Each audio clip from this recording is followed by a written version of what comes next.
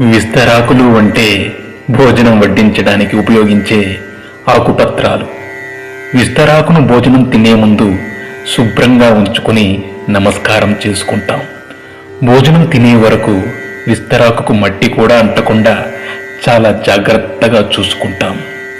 ఆహార పదార్థాలు వడ్డించుకుని చక్కగా తింటాం.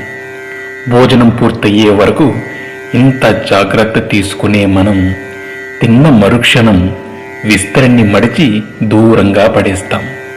అదే విధంగా మనిషి జీవితం కూడా అంతే. బ్రతికి ఉన్నప్పుడు మనిషి ఎంత గొప్పవాడైనా, ఎంత గొప్పగా బ్రతికినా ఊపిరిపోగానే ఊరి బయట పారేసి వస్తాం. విస్తరాకు భోజనం తరువాత దానిని పారేసినప్పుడు కూడా సంతోషపడుతుంది.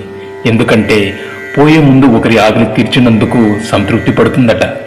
విస్తరాకుకు ఉన్న ఈ మంచి గుణం మనుషులకు కూడా ఉండాలి.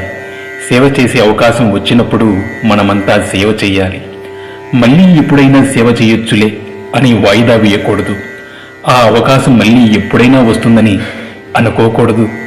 ఎందుకంటే ఊపిరి ఎప్పుడు ఉంటుందో ఎప్పుడు పోతుందో ఎవరికీ తెలియదు. అప్పుడు కనీసం విస్తరాకుకు ఉన్న తృప్తి కూడా మనకి ఉండదు. ఎంత సంపాదించి ఏం లాభం? ఒక్క పైసా కూడా తీసుకుపోగలమా?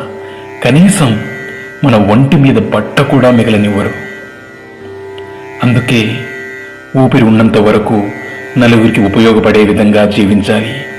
ఇదే జీవిత పరమార్థం. Thanks for watching. Please subscribe.